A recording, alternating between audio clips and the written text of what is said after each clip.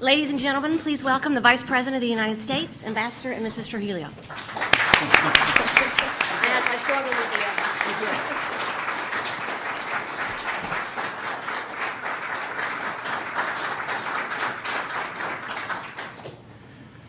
the Well, good afternoon.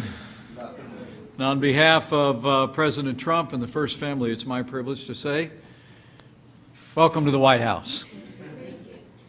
And welcome to the swearing in of the 20th United States Ambassador to the Organization of American States, Carlos Trujillo.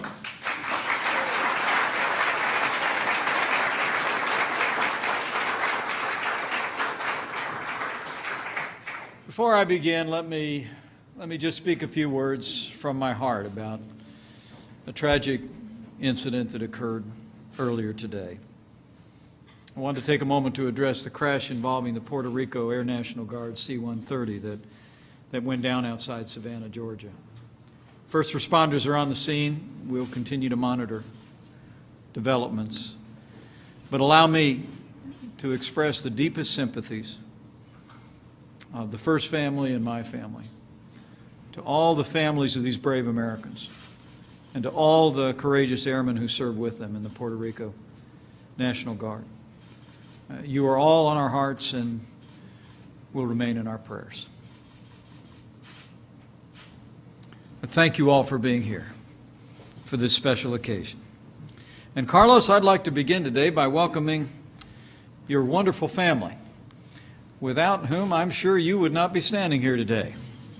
So join me in welcoming our new ambassador's wife, Carmen, and Carlos, Isabella, Juan Pablo, and Felipe. Give them a round of applause.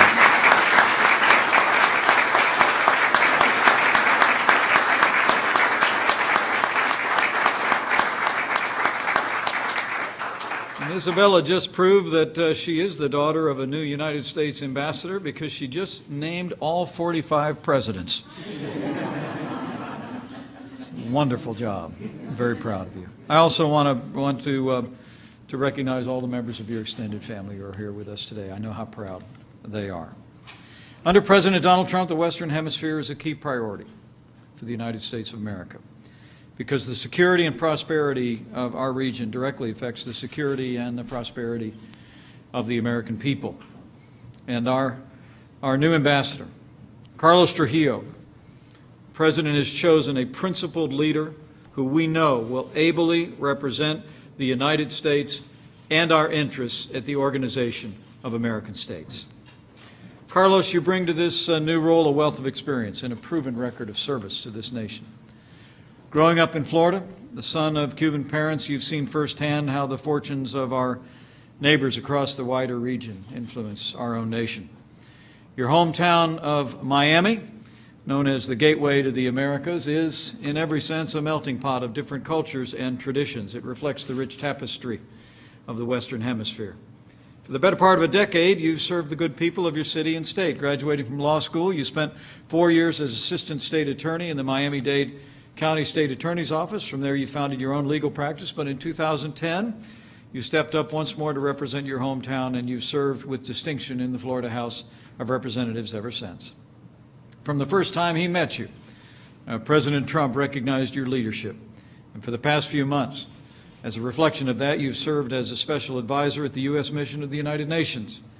And now you've taken a much larger role, a role that's vitally important to the life of our nation, in our hemisphere, and in the world.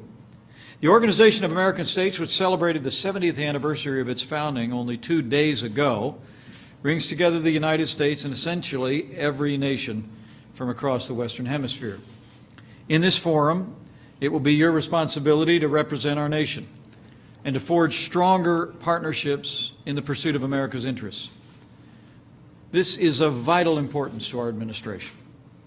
2 weeks ago, you and I first met in Lima, Peru, at the 8th Summit of the Americas, where I spoke to the members of the Organization of American States about the United States priorities for the region. I'll be reiterating that message alongside you once again at OAS headquarters this coming Monday. Under President Trump, as you know, Carlos, The United States seeks to forge stronger and more balanced trade relationships across the region. We believe the spread of prosperity beyond our borders benefits our people and benefits our hemisphere. We've already made good progress in recent months with many of our allies across the region, and we'll look forward to working with you to continue to advance America's economic interests. We also seek to strengthen our security partnerships in the Western Hemisphere. The interconnected dangers of illegal drugs, illegal migration, human trafficking, rising crime increasingly threaten the well-being of our people. And so we are committed, and it will be much of your task to work with our allies across the region to root out corruption, the corruption that spreads misery and instability and compromises the values of this hemisphere of freedom. And finally, the United States is committed to see to it that this is a hemisphere of freedom. As you know, the Charter of the Organization of American States reads, and I quote, "The historic mission of America is to offer a land of liberty." The Western Hemisphere has made great progress toward this goal, but as we all know, we still have much work to do. In recent weeks, the government of Nicaragua has brutally repressed its own people by raising their voices in peaceful protest.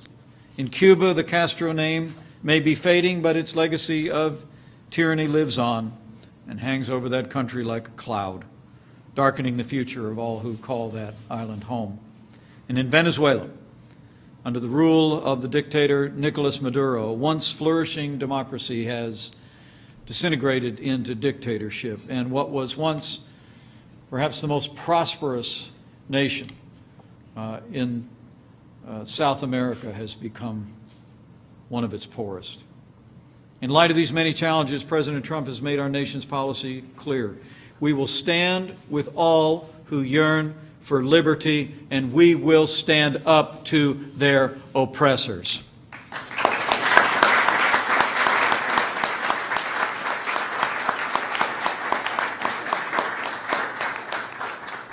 Carlos, you were along with me at the Summit of the Americas when the President had me just a few short weeks ago communicate his vision for achieving our goal of a hemisphere of freedom.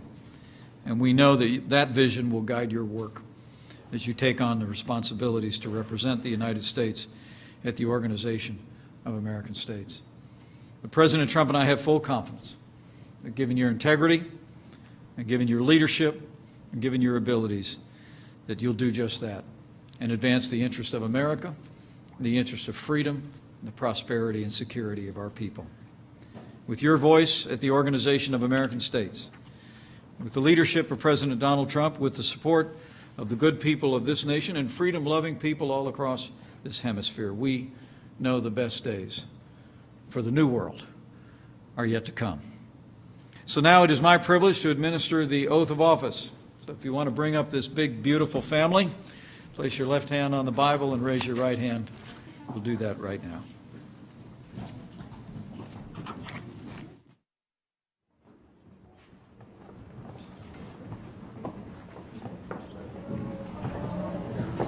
I, Carlos Trujillo, do solemnly swear I, Carlos Trujillo, do solemnly swear that I will support and defend the Constitution of the United States that I will support and defend the Constitution of the United States against all enemies, foreign and domestic, against all enemies, foreign and domestic, that I will bear true faith and allegiance to the same, that I will bear true faith and allegiance to the same, that I take this obligation freely, that I take this obligation freely, without any mental reservation without any mental reservation or purpose of evasion, or purpose of evasion, and that I will well and faithfully discharge the duties and that I will well faithfully discharge the duties of the office upon which I'm about to enter. of the office upon which I'm about to enter. So help me God. So help me God. Congratulations.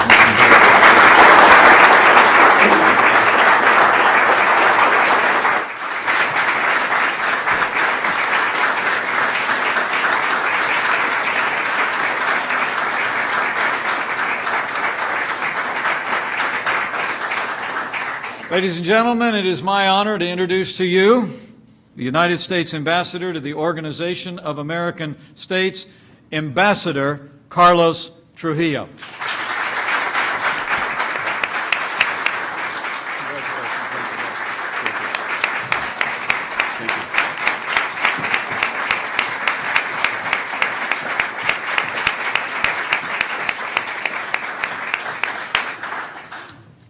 Thank you, Vice President Pence. It's truly an honor to be here before a lot of my friends and family today, and especially with you administering the oath. It really means a lot to me and a lot to my family. We really, really appreciate it. Thank you. You know, a good friend of mine once told me that elections have consequences. And I think there's no story that's really resonated with me more personally than that saying. And he happened to tell me that in about 2016. And if you look back in 2016, the state of our country, it was the first time in the history of America in which people feared that their children would be worse off than themselves. And it's something, as I raised my young family, I really thought about. And I watched the presidential election cycle more than anyone I've seen in the past, and seeing the campaign of President Trump and now Vice President Pence. And it's easy to forget where we were at that time in history. The economy was crashing, people lacked consumer confidence. And if you look specifically at the Western Hemisphere, where we were entering into an Iran deal that the majority of Americans rejected. We weren't standing with the people of Venezuela. And our own president was down in Cuba shaking hands, eating hot dogs, and celebrating a baseball game with a dictator who tortured, imprisoned political prisoners and dissidents throughout many years. And then the election happened. And America had a renewed faith. America had leaders that cared. And just seeing my grandparents that are both present here today, they left that. Imagine being towards the end of your life, and imagine all those people that left in refuge, whether they were Cuban or Venezuelan or any other part of the world, and really thinking, was all this struggle in vain? Is America really going to turn its back on human rights? Is America really going to turn its back on democracy? And right out of the gate, this new administration said absolutely not. That's not who America is, and that's not what we will stand for. And you look at the successes that we've had since then. As I was approached about applying to become an ambassador, and really the largest professional honor I've had in my life, they asked me, you know, why would you do this, and why would you want to do it? And it's not just being an ambassador. It's being an ambassador for this administration. It's being an ambassador that's going to stand up for human rights. Being an ambassador that's going to stand up for democracy. Being an ambassador that's going to sit across the table, whether it's at the OAS or anywhere else, and say that the American people will always stand on the side of justice and liberty.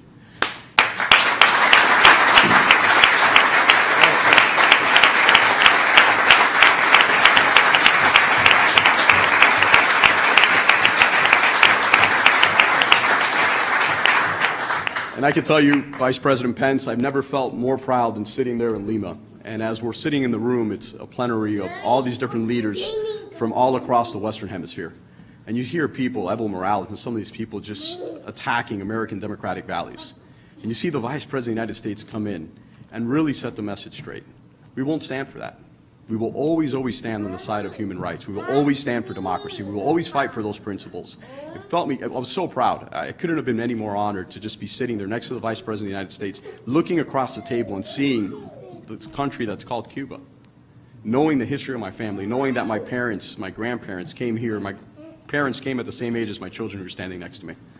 And knowing that in just one generation away, you could go from coming over on a plane with just shirt on your back, working your tail off, paying your taxes, honoring your country and God.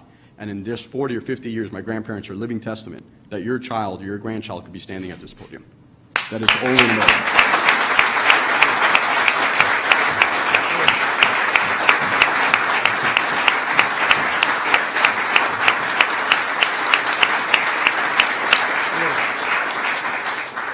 There's a lot of people that have helped me throughout the way, and I really want to thank my grandparents who are here today. It's a real honor that they're both here living, watching this. My grandmother who's at home and my other one who's in heaven.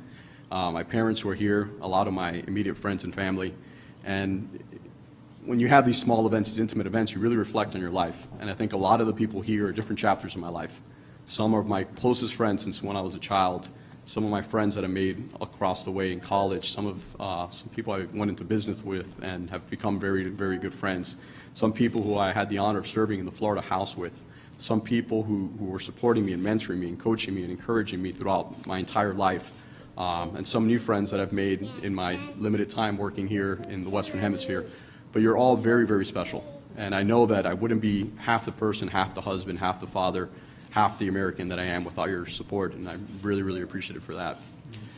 And lastly, I want to thank my wife. I know when the opportunity presented itself of moving to Washington, D.C. with 4 young children and not many schooling options or anything else, not one time did she tell me, we can't do that.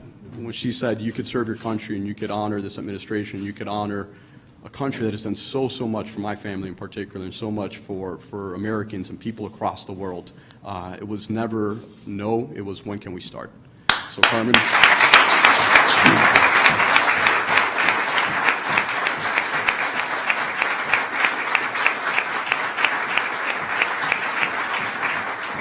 Carmen, thank you.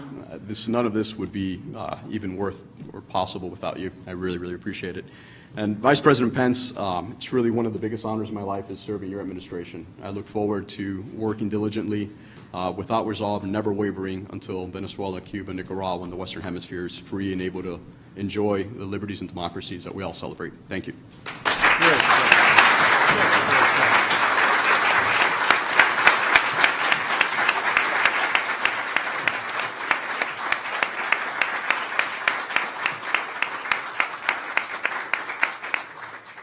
Thank you all. And maybe we'll get some pictures with some family Absolutely, yeah, before, absolutely. You guys wanna before I have take to a quick slip picture? away. Papier?